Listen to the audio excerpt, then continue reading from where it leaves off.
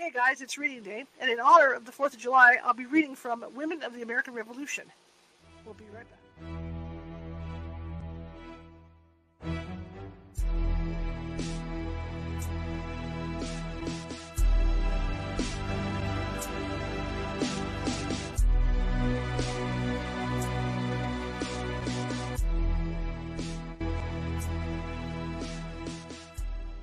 Grab your popcorn and snacks. Find a comfy spot, take a seat or lie down, and let me transport you to a place of fantasy, ghost stories, ancient legends, odd creatures, alien encounters, and other magical topics. You may even decide to join the conversation. From faraway lands to your own backyard, with a small dash of pixie dust. Turn out the lights and open your minds. The journey is about to begin. Hey everybody, happy Thursday, happy 4th of July for everybody in the United States.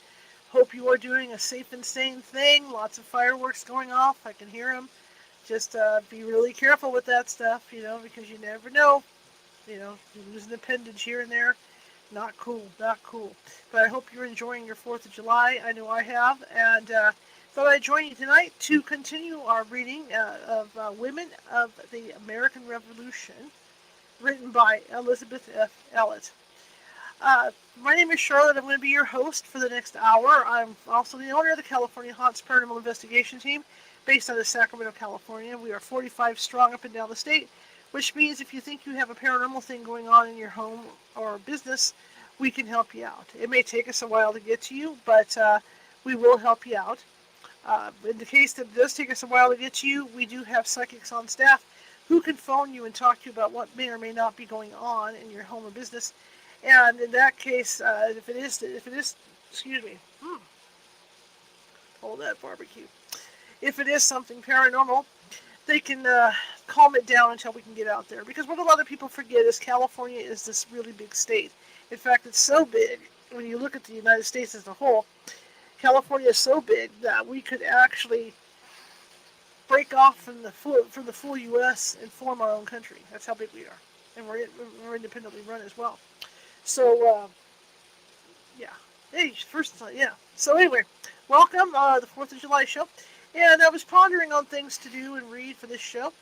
And I came across, of course, from Gutenberg, and I came across this book. There's 2 books, actually, in the series about women of the American Revolution. Tuesday, if you join me for the show, I read from the same book. We read the preface and all that stuff. But I read about George Washington's mother. And I thought that was fascinating, the mother behind him.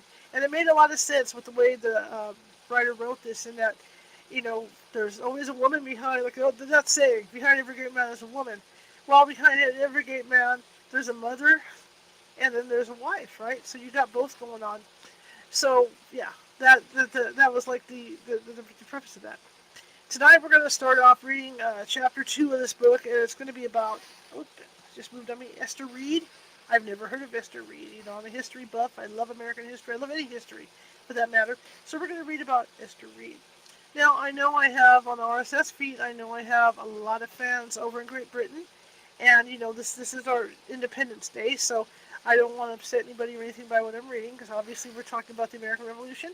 But, I have cousins, and everything over in England. So I have a high respect for Great Britain and the people over there. So, there's nothing meant by this. No offense meant. And France also, France helped us out, but anybody in Europe or Great Britain for that matter, because I have the utmost respect for all of you. So this is just our Independence Day, and I just thought I'd read something Independence Day related. Okay, so I'm going to read for about an hour, and then we'll stop, and you guys know the routine, just like we do on Sunday. Relax, take a break from the 4th and just relax, and let's read about some interesting people from the American Revolution, shall we? All right, Esther Reed, Chapter 2. Not a bad-looking woman. Some of those people were from those days. This book, by the way, was written in 1900. And so the author was able to interview people that actually knew these historical figures. So it's kind of cool. So here we go. Esther de Bert was born in the city of London. Oh, she's British. Was born in the city of London on the 22nd of October, 1746, and died in Philadelphia on the 18th of September, 1780. Her 34 years of life were adorned by no adventurous heroism, but were thickly studded with the brighter beauties of feminine endurance, uncomplaining self-sacrifice, and familiar virtue under trials too, of which civil war is so fruitful. She was an only daughter. Her father, Dennis de Bert, was a British merchant, largely interested in colonial trade. He was a man of high character, descendant from Huguenots, or French Flemings, who came to England on the revocation of the Edict of Nantes. Mr. de Bert's pure and rather austere religious sentiments and practices were worthy of the source whence they came. His family were educated according to the strictest rule of the evangelical piety of their day. The day when devotion, frozen out of high places, found refuge in humble, dissenting chapels. The day of Wesley and of Whitefield. Miss de Bert's youth was trained religiously, and she was to the end of life true to the principle of her education. The simple devotion she had learned from an aged father's lips alleviated the trials of youth and brightened around her early grave. Mr. de Bert's house in London, owing to its business relations with the colonies, was the home of many young Americans who at that time were attracted by pleasure or duty to the imperial metropolis. Among these visitors, in or about the year 1763, was Joseph Reed, of New Jersey, who had come to London to finish his professional studies, such being the fashion of the times, at the Temple. Mr. Reed was in the 23rd year of his age, a man of education, intelligence, and accomplishment. The intimacy, thus accidentally begun, soon produced its natural fruits, and an engagement, at first secret, and afterwards avowed, was formed between the young English girl and the American stranger. Parental discouragement, so wise that even youthful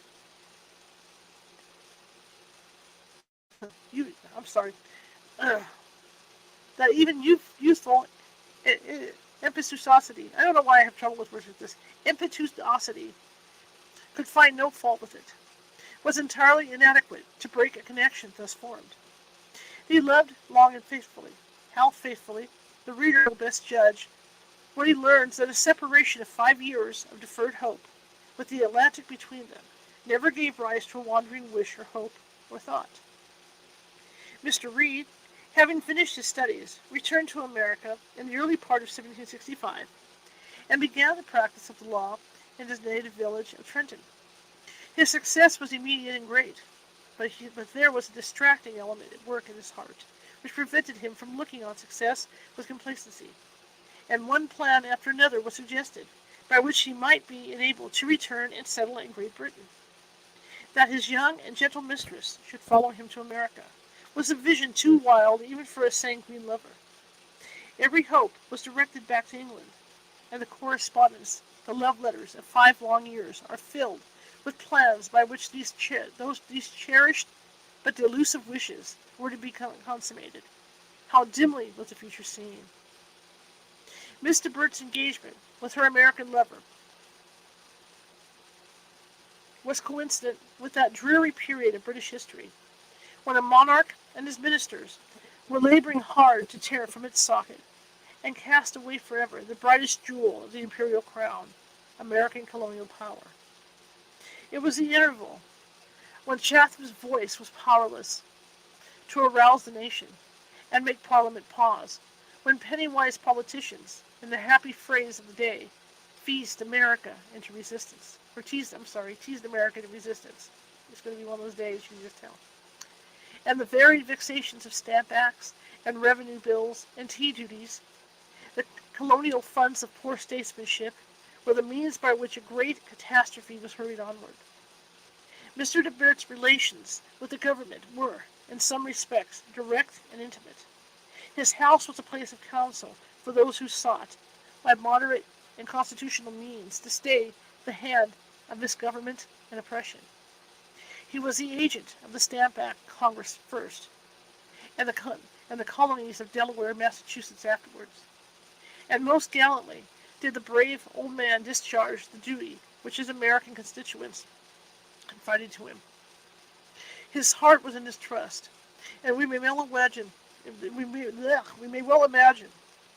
the alternations of feeling which throbbed in the bosom of his daughter as she shared in the consultations of this almost American household, and according to fitful changes of time and opinion, counted the chances of discord that might be fatal to her peace, or of honorable pacification, which should bring her lover home to her. Miss de Bert's letters, now in the possession of her descendants, are full of allusions to this varying state of things, and are remarkable for the sagacious good sense which they develop. She is, from first to last, a stout American, describing a visit to the House of Commons in April 1766. Her enthusiasm for Mr. Pitt is unbounded, while she does not disguise her repugnance to George Grenville and Wedderburn, whom she says she cannot bear, because they are such enemies to America. So it is throughout, in every line she writes, in every word she utters, and thus was she unconsciously receiving that training, in the end, was to fit her for an American patriot's wife. Onward, however, step by step, the monarch and his ministry, he, if possible, more infatuated than they, advanced in the career of tyrannical folly. Remonstrance was vain. They could not be persuaded that it would ever become resistance. In 1769 and 1770, the crisis was almost reached. 5 years of folly had done it all. 5 years of folly had done it all. In the former of these years, the lovers were reunited. Mr. Reed returning on an uncertain visit to England. He found everything, but her faithful affection changed. Political disturbance has had its usual train of commercial disaster, and Mr. de Bert had not only become bankrupt, but unable to rally on such a reverse in old age, had sunk into his grave. All was ruin and confusion, and on the 31st of May, 1770, Esther de Bert became an American wife, the wedding being privately solemnized at St. Luke's Church in the city of London. In October, the young couple sailed for America, arriving at Philadelphia in November 1770. Mr. Reed immediately changed his residence from Trenton to Philadelphia, where he continued to live. Mrs. Reed's correspondence with her brother and friends in England during the next 5 years has not been preserved. It would have been interesting as showing the impressions made on an intelligent mind by the primitive state of society and modes of life in these wild colonies. Some 80 years ago, when Philadelphia was but a large village. Remember, this book was written in 1900. When the best people lived in Front Street, or on the water side, and a Native American frontier was within 100 miles of the Schuylkill. I'm trying to figure what these are. Yeah. They are, however, all lost. The influence of Mrs. Reed's foreign connection can be traced only to the interesting correspondence between her husband and Lord Dartmouth during the years 1774 and 1775, which has been recently given to the public, and which narrates, in the most genuine and trustworthy form, the progress of colonial discontent in the period immediately anterior to actual revolution. In all the initiatory measures of peaceful resistance, Mr. Reed, as is well known, took a large and active share, and in all he did, he had his young wife's ardent sympathy. The English girl had grown at once into the American matron. Philadelphia was then the heart of the nation. It beat generously and boldly when the news of Lexington and Bunker Hill startled the whole land. Volunteer troops were raised, money in large sums was remitted, much through Mr. Reed's direct agency for the relief of the sufferers in New England. At last, a new and controlling incident had occurred. It was in Philadelphia that, walking in the State House yard, John Adams first suggested Washington as the national commander-in-chief, and from Philadelphia that in June June 1775, Washington set out, accompanied by the best citizens of the Liberal Party, to enter on his duties. Note: as this memoir was in preparation, the writer's eye was attracted by the notice of the Philadelphia obsequies of John Q. Adams in March 1848. It is from the New York Courier and Esquire. Another note: that part of the ceremonial which was most striking, more impressive than anything I have ever seen, was the approach through the old State House yard to Independence Hall. I have stood by Napoleon's dramatic mausoleum in the Invalides, and mused over the more simple tomb of Nelson, lying by the side of Collingwood, in the crypt of St. Paul's. But no impression was made like that of yesterday. The multitude, for the crowd had grown into one being, strictly excluded from the square, filled the surrounding streets and houses, and gazed silently on the simple ceremonial before them. It was sunset, or nearly so, a calm, bright spring evening. There was no cheering, no disturbance, no display of banners, no rude sound of drum. The old trees were leafless, and no one's free vision was disappointed. The funeral escort proper, consisting of the clergy, comprising representatives of nearly all denominations, the community of Congress, and the city authorities in all, not exceeding 100, with the body and pallbearers alone were admitted. They walked slowly up the middle path from the south gate, no sound being heard at the point from which I saw it, but the distant and gentle music of one military band near the hall, and the deep tones of our ancient bell that rang when independence was proclaimed. The military escort, a company of Washington Greys, whose duty it was to guard the body during the night, presented arms as the coffin went by, and, as the procession approached the hall, the clergy and all others uncovered themselves, and, if awed by the genius of the place, approached reverently and solemnly. This simple and natural act of respect, or rather reverence, was most touching. It was a thing never to be forgotten. The part of the ceremonial was what I should like a foreigner to see. It was genuine and simple. And throughout, remember, illusion has nothing to do with it. These were simple, actual realities that thus stirred the heart. It was no empty memorial coffin, but here were the actual honored remains of one who was part of our history, the present, the recent, and remote past, and who could avoid thinking, if any spark of consciousness remained in the old man's heart, it might have brightened, as he was borne along by the best men of Philadelphia, on this classic path, in the shadow of this building, and to the sound of his bell. The last of the days of Washington was going by, and it was traversing the very spot where 70 years ago John Adams had first suggested Washington as Commander-in-Chief of the Army of the Revolution.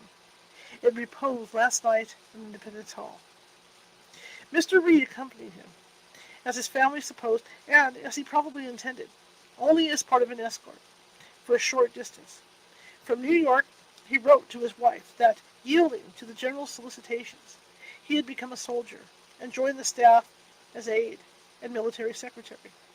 The young mother, for she was then watching by the cradle of 2 infant children, neither repined nor murmured. She knew that it was no restless freak, or transient appetite for excitement that took away her husband, for no one was more conscious than she how dear his cheerful home was, and what sweet companionship there was in the mother and her babes. It was not difficult to be satisfied with that a high sense of duty was his controlling influence, and that hers it was to love and be silent. At Philadelphia she remained during Mr. Reed's first tour of duty at Cambridge, and afterwards, in 1776, when being appointed adjutant general, he rejoined the army at New York. In the summer of that year, she took her little family to Burlington, and in the winter, on the approach of the British invading forces, took deeper refuge at a little farmhouse near Evesham, and at no great distance from the edge of the pines. We, contented citizens of a peaceful land, can form little conception of the horrors and desolation of those ancient times of trial. The terrors of invasion are things which nowadays the imagination can scarcely compass. But then it was rugged. It was rugged reality. The unbridled passions of a mercenary soldiery, compounded not only of the brutal element that forms the vigor of every army, but of the ferocity of Hessians, hired and paid for violence and rapine, were let loose on the land. The German troops, as if to inspire a special terror, were sent in advance and occupied, in December 1776, a chain of posts extending from Trenton to Mount Holly, Rall commanding at the first, and Dunlop at the other. General Howe and his main army were rapidly advancing by the great route to the Delaware. On the other hand, the river was filled with American gondolas, whose crews, landing from time to time on the Jersey shore, by their lawlessness and threats of retaliation, kept the Pacific inhabitants in continual alarm. The American army, if it deserved that name, was literally scattered along the right bank of the Delaware. Mr. Reed being with a small detachment of Philadelphia volunteers under Cadwalader at Bristol. Family tradition has described the anxious hours passed by the sorrowing group of Evesham. It consisted of Mrs. Reed, who had recently been confined and was in feeble health, her 3 children, an aged mother, and a female friend, also a soldier's wife, the only male attendant being a boy of 14 or 15 years of age. If the enemy were to make sudden advance, they would be entirely cut off from the ordinary avenues of escape, and precautions were taken to avoid this risk. The wagon was ready to be driven by the boy we have spoken of, and the plan was matured, if they failed to get over the river at Dunks of Cooper's Ferry, to cross lower down near Salem, and push on to the westward settlements. The wives and children of American patriot soldiers thought themselves safer on the perilous edge of a Native American wilderness than in the neighborhood of the soldiers who, commanded by noblemen, by men of honor and cavaliers, for such, according to old heraldry, were the Howes and Cornwallises, the Percys and Rawdons of that day, were sent by a gracious monarch to lay waste this land. The English campaigning of our Revolution, and no part of it more so than this, is the darkest among the dark stains that disfigure the history of the 18th century. And if ever there be a ground for hereditary animosity, we have it in the fresh record of the outrages which the military arm of Great Britain committed on this soil. Again, I have a lot of respect for Great Britain, so, this is the way our history is written, so please don't take this the wrong way. The transplanted sentiment, which nowadays calls George III a wise and great monarch, is absolute treason to America. There was, in one colony of New Jersey, and in a single year, blood enough shed, and misery enough produced, to outweigh all the spurious merits which his admirers can pretend to claim, and let such forever be the judgment of American history. It is worth a moment's meditation to pause and think of the sharp contrast in our heroine's life. The short interval of less than 6 years had changed her not merely to womanhood, but to womanhood with extraordinary trials. Her youth was passed in scenes of peaceful prosperity, with no greater anxiety than for a distant lover, and with all the comforts which independence and social position could supply. She had crossed the ocean, a bride, content to follow the fortunes of her young husband, though she little dreamed what they would be. She had become a mother, and, while watching by the cradle of her infants, had seen her household broken up by war in its worst form. The conflict of brothers, in arms against each other, her husband called away to scenes of bloody peril and forced herself to seek uncertain refuge in a wilderness. She, too, let it be remembered, was a native-born Englishwoman, with all the loyal sentiments that beat by instinct into an Englishwoman's heart: reverence for the throne, the monarch, and for all the complex institutions which head that mysterious, oracular thing called the British Constitution. God save the King was neither then nor is now a formal prayer on the lips of a British maiden. Coming to America, all this was changed. Loyalty was a badge of crime. The King's friends were her husbands, and her new country's worst enemies. That which, in the parks of London, or at the Horse Guards, she had admired as the holiday pageantry of war, had become the fearful apparatus of savage hostility. She, an English woman, was a fugitive from the brutality of English soldiers. Her destiny, her fortunes, and more than all, her thoughts and hopes and wishes were changed. And happy was it for her husband that they were changed completely and thoroughly, and that her faith to household loyalty was exclusive. Hers it was, renouncing all other allegiance. Quote, in war or peace, in sickness or in health, in trouble and in danger and distress, through time and through eternity, to love.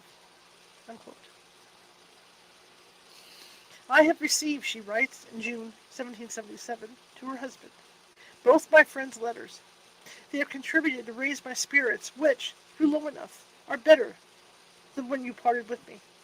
The reflection how much I pain you by my want of resolution and the double distress I occasion you, when I ought to make your duty as light as possible, would tend to depress my spirits, did I not consider that the best and only amends is to endeavor to resume my cheerfulness and regain my usual spirits. I wish you to know, my dearest friend, that I have done this as much as possible, and beg you to free your mind from every care on this head. But to return to the narrative interrupted naturally by thoughts like these, the reverses which the British Army met at Trenton and Princeton, with the details of which each one is presumed to be familiar, save that part of New Jersey where Mrs. Reed and her family resided, from further danger, and on the retreat of the enemy, and the consequent relief of Philadelphia from further alarm, she returned to her home. She returned there with pride as well as contentment, for her husband, an experienced soldier as he was, had earned military fame of no slight eminence. He had been in nearly every action, and always distinguished. Washington had, on all occasions, and at last, in a special manner, peculiarly honored him. The patriots of Philadelphia hailed him back among them, and the wife's smile of welcome was not less bright because she looked with pride upon her husband. Brief, however, was the new period of repose. The English generals, deeply mortified at their discomfiture in New Jersey, resolved on a new and more elaborate attempt on Philadelphia, and in July 1777 set sail with the most complete equipment they had yet been able to prepare for the capes of the Chesapeake. On the landing of the British Army at the head of Elk, and during the military movements that followed, Mrs. Reed was at Norristown, and there remained, her husband having again joined the army till after the Battle of Brandywine, when she and her children were removed first to Burlington and thence to Flemington. Mr. Reed's hurried letters show the imminent danger that even women and children ran in those days of confusion. Quote, it is quite uncertain, he writes on 14 September 1777, which way the progress of the British Army may point. Upon their usual plan of movements, they will cross or endeavor to cross the Schuylkill. It's Schuyylkill.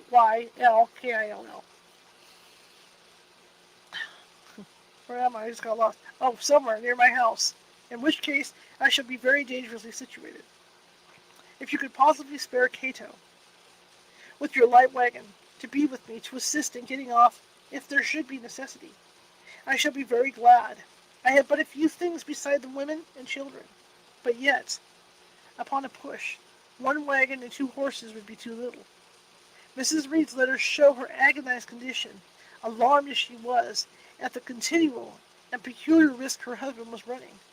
A little later, in February 1778, Mrs. Reed says, in writing to a dear female friend, this season, which used to be so long and tedious, has to me been swift and no sooner come than nearly gone, not from the pleasures it has brought, but the fears of what is to come. And, indeed, on many accounts, winter has become the only season of peace and safety. Returning spring will, I fear, bring a return of bloodshed and destruction to our country. That it must do so to this part of it seems unavoidable, and how much of the distress we may feel before we are able to move from it, I am unable to say. I sometimes fear for a great deal. It has already become too dangerous for Mr. Reed to be at the home more than one day at a time, and that seldom and uncertain. Indeed, I am easiest when he is from home, and his being here brings danger with it. There are so many disaffected to the cause of their country that they lie in wait for those who are active. But I trust that the same kind of presiding power, which has preserved him from the hands of his enemies, will still do it. Nor were her fears unreasonable.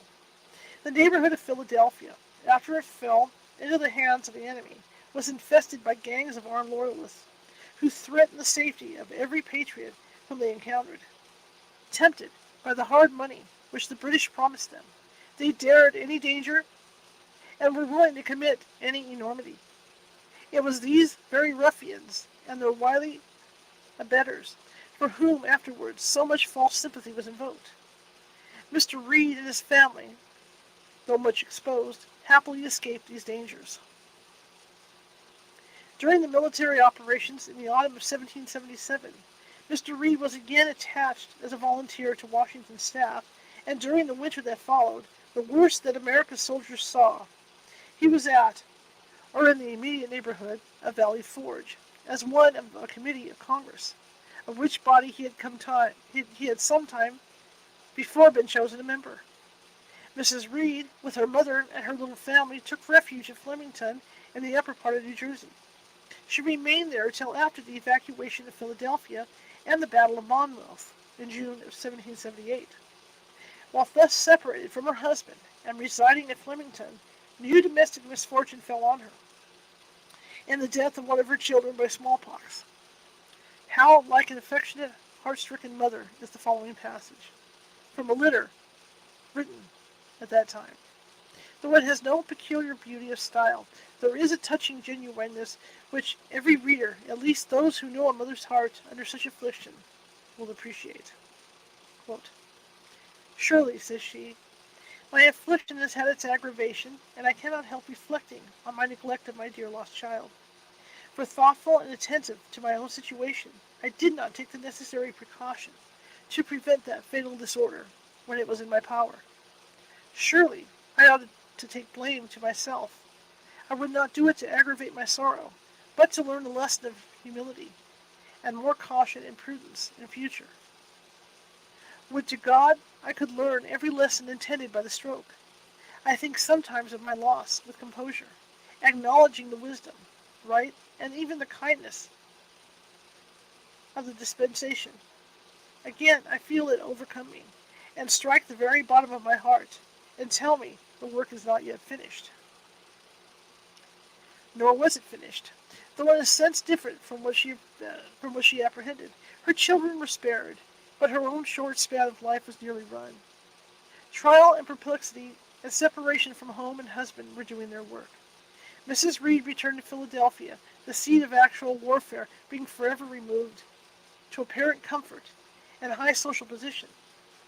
In the fall of 1778, Mr. Reed was elected president, or in the language of our day, governor of Pennsylvania. His administration, its difficulties and ultimate success, belong to the history of the country and have been elsewhere illustrated. It was from first to last a period of intense political excitement, and Mr. Reed was the high target at which the sharp and venomous shafts of party virulence were chiefly shot. The suppressed poison of royalism mingled with the ferocity of ordinary political animosity, and the scene was in every respect discreditable to all concerned. Slander of every sort was freely propagated. Personal violence was threatened. Gentlemen went armed in the streets of Philadelphia. Folly on one hand and fanaticism on the other put in jeopardy the lives of many distinguished citizens. in October 1779, and Mr. Reed, by his energy and discretion, saved them. There is extant a letter from his wife, written to a friend, on the day of what is well known in Philadelphia as the Fort Wilson riot, dated at Germantown, which shows her fears for her husband's safety were not less reasonable when he was exposed to the fury of an excited populace than to the legitimate hostility of an enemy on the field of battle. Quote,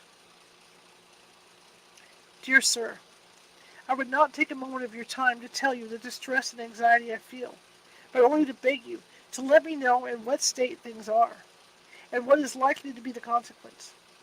I write not to Mr. Reed because I know he is not in a situation to attend to me. I conjure you, by the friendship you have for Mr. Reed, don't leave him. E.R. And throughout this scene of very perplexity, when the heart of the statesman was oppressed by trouble, without disappointment, ingratitude, all that makes the politician's life so wretched, he was sure to find his home happy, his wife smiling and contented, with no visible sorrow to impair his welcome, and no murmur to break the melody of domestic joy. It sustained him to the end. This was humble, homely heroism, but it did its work in cheering and sustaining a spirit that might have otherwise broken. Let those disparage it who have never had the solace where such companionship affords, or who never have known the bitter sorrow of its loss. In May 1780, Mrs. Reed's youngest son was born. It was of him that Washington, a month later, wrote, quote, I warmly thank you for calling the young Christian by my name. And it was he who more than 30 years afterwards died in the service of his country. Note, not less gloriously, because he was not a death of triumph. It was in the fall of this year that the ladies of Philadelphia united in a remarkable and generous contribution for the relief of the suffering of soldiers by supplying them with clothing. Mrs. Reed was placed, by their united suffrage, at the head of the association. The French Secretary of Legation, M. de Marbois, in a letter that has been published, tells her she is called to the office as the best patriot, the most zealous and active, and the most attached to the interests of her country. Here's the note. George Washington Reed, a commander in the U.S. Navy, died prisoner of war in Jamaica in 1813. He refused a parole because unwilling to leave his crew in a pestilent climate, and he himself perished.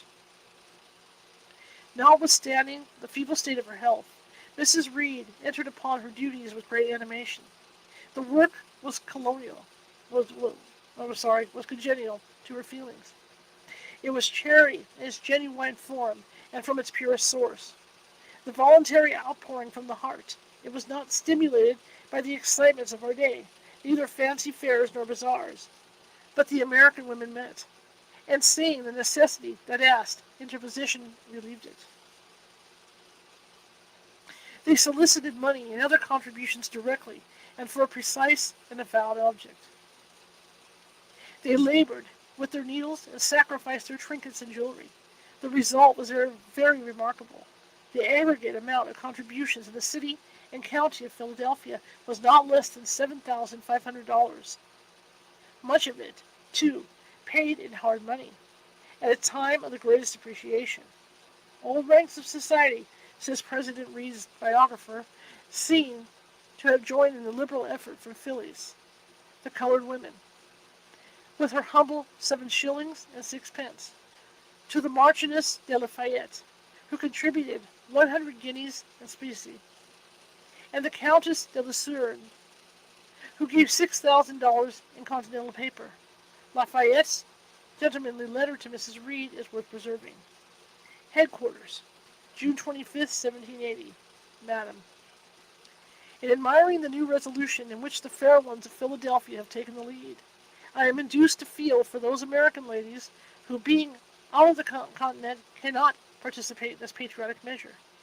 I know of one who, heartily wishing for a personal acquaintance with the ladies of America, would feel particularly happy to be admitted among them on the present occasion. Without presuming to break in upon the rules of your respective association, may I most humbly present myself her ambassador to the Confederate ladies, and solicit in her name that Mrs. President be pleased to accept of her offering.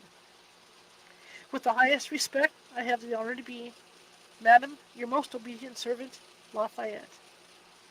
Mrs. Reed's correspondence to the Commander-in-Chief on the subject of the mode of administering relief to the poor soldiers has been already published, and is very creditable for both parties. Her letters are marked by businesslike intelligence and sound feminine common sense, on subjects of which, as a secluded woman, she could have personally no previous knowledge, and Washington, as has been truly observed, writes as judiciously on the humble topic of soldiers' shirts as on the plan of a campaign or the subsistence of an army. All this time, it must be borne in mind, it was a feeble, delicate woman who was thus writing and laboring, her husband again away from her with the army, and her family cares and anxieties daily multiplying. She writes from the country residence on the banks of Schuylkill. Maybe I finally got that right. As late as the 22nd of August, 1780. Quote, I am most anxious to get to town, because here I can do little for the soldiers. End quote. But the body and the heroic spirit were alike overtasked, and in the early part of the next month, alarming disease developed itself, and soon ran its fatal course. On the 18th of September, 1780, her aged mother, her husband, and little children, the oldest 10 years old, mourning around her, she breathed her last at the early age of 34. There was deep and honest sorrow in Philadelphia when the news was circulated that Mrs. Reed was dead. It stilled for a moment the violence of party spirit. All classes united in a hearty tribute to her memory. Note, Life and Correspondence of President Reed. Nor is it inappropriate, in closing this brief memoir, to notice a coincidence, in local history, a contrast in the career and fate of two women of these times, which is strongly picturesque. It was on the 25th of September, 1780, 7 days after Mrs. Reed was carried to her honored grave, and followed thither by crowds of her own and her husband's friends, that the wife of Benedict Arnold, a native-born Philadelphia woman, was stunned by the news of her husband's detected treachery and dishonor.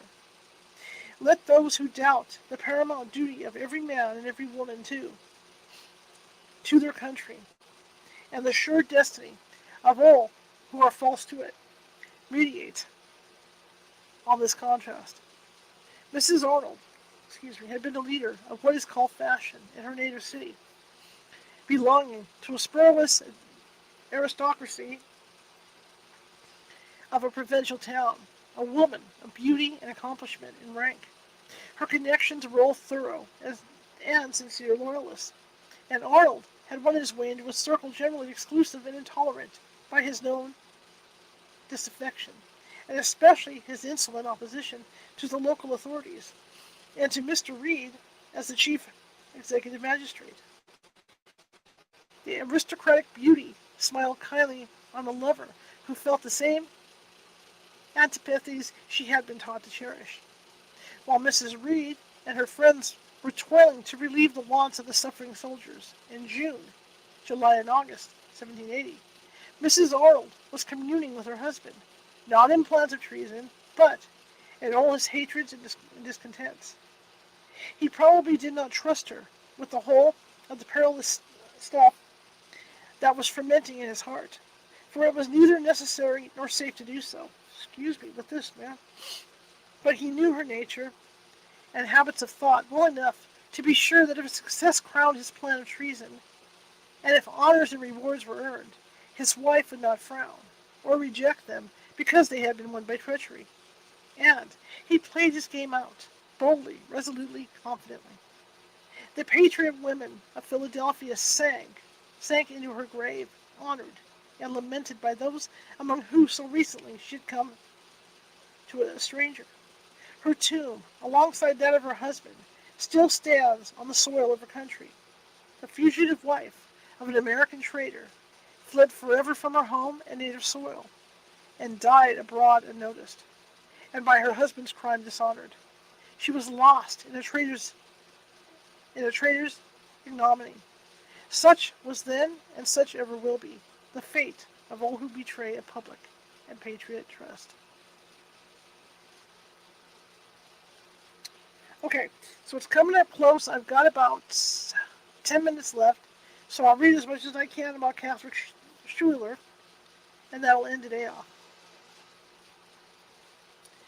The name of Philip Schuler adds another to the list of distinguished men indebted largely to material guidance. To his mother, a woman of strong and cultivated mind, he owed his early childhood and habits of business, with that steadfast integrity which never faltered nor forsook him. His wife, the beloved companion of his mature years, cherished his social virtues and added luster to his fame. Those who shared his generous hospitality or felt the charm of his polished manners were ready to testify, I don't know what it is with my allergies today, the last couple of days, were ready to testify to the excellence of her whose gentle influence was always apparent. A brief notice of her is all that can be offered.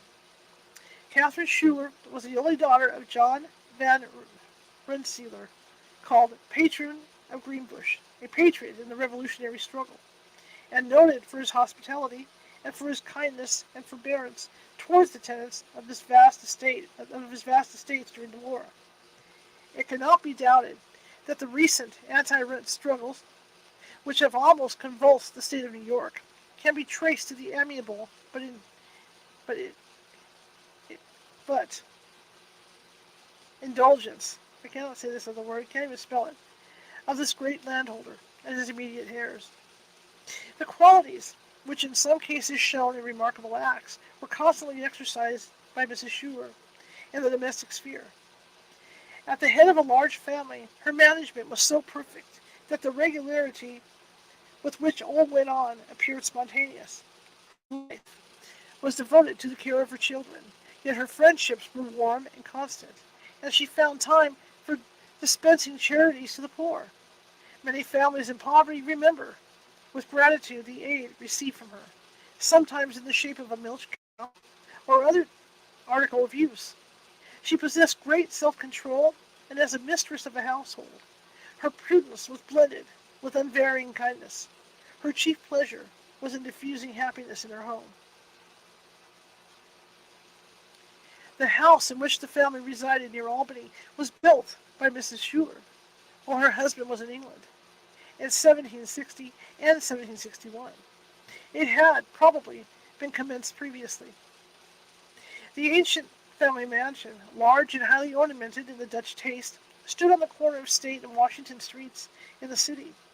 It was taken down about the year 1800. It was a place of resort for British officers and travelers of note in the French War. 14 French gentlemen, some of them officers, who had been captured in 1758, were here entertained as prisoners on parole. They found it most agreeable to be in Schuler's house, as he could converse with them in French, and his kindness made them friends. In 1801, when Mrs. Schuler and some of her family visited Montreal and Quebec, they were received with grateful attention by the descendants of those gentlemen. Near Saratoga, the scene of General Schuler's triumph, he had an elegant country seat which was destroyed by General Burgoyne. It was one of the most picturesque incidents of the war that the captive British general with his suite should be received and entertained after the surrender at Saratoga by those whose property he had wantonly laid waste. The courtesy and kindness shown by General and Mrs. Schuler to the late enemy and their generous forgetfulness of their own losses were sensibly felt and acknowledged.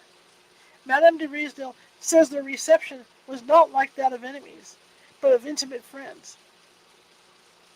All their actions proved that at sight of the misfortune of others, they quickly forgot their own.